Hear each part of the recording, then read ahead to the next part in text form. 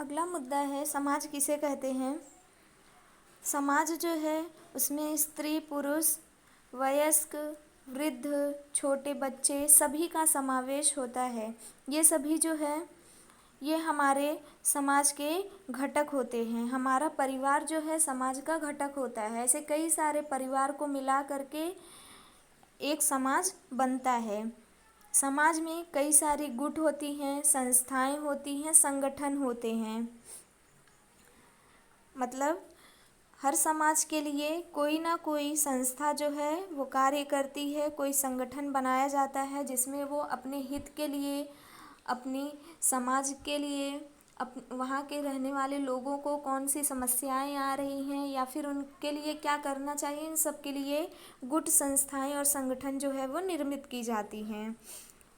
लोगों में जो पारस्परिक संबंध है, व्यवहार है, उनके बीच जो है आदान प्रदान होता है, सहयोग होता है। जैसा मैंने आपको पहले बताया कि जो समाज है उसमें जितने भी लोग हैं सब एक दूसरे पर निर्भर हैं। कोई भी स्वतंत्र नहीं है। मतलब ये नहीं बोल सकते हाँ मैं मेरा काम मुझे जितनी भी सुविधा है मैं स्वयं से उत्पन्न कर लूँगा। हो सकता है क्या?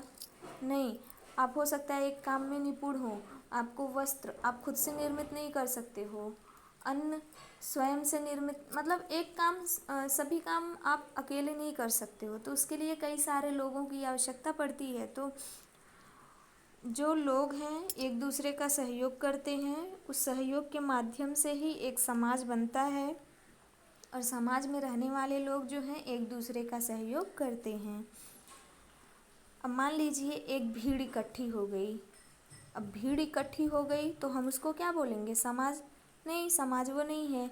समाज क्या होता है कि जहाँ पर लोग जितने भी हैं वो एकत्रित हैं, लेकिन किस लिए? वो एक उद्देश्य को पूर्ण करने के लिए, कोई उनका लक्ष्य है, उसको उन्हें पूरा करना है। भोजन, वस्त्र, आवास और सुरक्षा की जो आवश्यकता है उसको पूरा करने के लिए हमें स्थायी शासन व्यवस्था निर्माण जो है वो करनी पड़ती है। स्थायी मतलब वो बदल नहीं जाए। मतलब आपको कोई बोल दे कि हाँ मैं इतने दिन आपको सेवा दूंगा, इसके बाद मैं आपके लिए ये सेवा नहीं दूंगा, हो ही नहीं सकता। उसके लिए जो नियम है वो स्थायी बनाए जाते हैं ताकि लोगों को सुरक्षित महसूस हो और सहयोग की जो भावना है वो उसमें कोई भी रुकावट ना आए। अगर समाज व्यवस्था जो है अस्तित्व में नहीं होती है तो जो दैनिक व्यवहार है, दैनिक व्यवहार मतलब हम दिन में आपस में जो भी व्यवहार करते हैं वो पूर्ण नहीं हो सकता है। समाज का अस्तित्व बना रहे इसके लिए व्यवस्था जो है वो होनी आवश्यक होती है। जैसे अनाज की आवश्यकता पूरी करनी है तो उसके लिए क्या? खेती करना आवश्यक होता है। खेती से संबंधित जो भी कार्य हैं उसको पूरा करने के लिए कई संस्थाएं हैं जो कि कार्य करती हैं। जैसे कोई जो है खेती के बीज उपलब्ध करवाता है, खेती के औजार बनाने के कारखाने होते हैं, किसानों को ऋण देने के लिए बैंक होता है और जो उत्पादित माल है उसको बेचने के लिए उपज मंडी तक वो सामान जो है पहुंचाना पड़ता है। तो इसके लिए जो व्यवस्था है वो स्थायी की जाती है ताकि उसमें जो दैनिक व्यवहार है उसमें किसी भी प्रकार की रुकावट ना आए।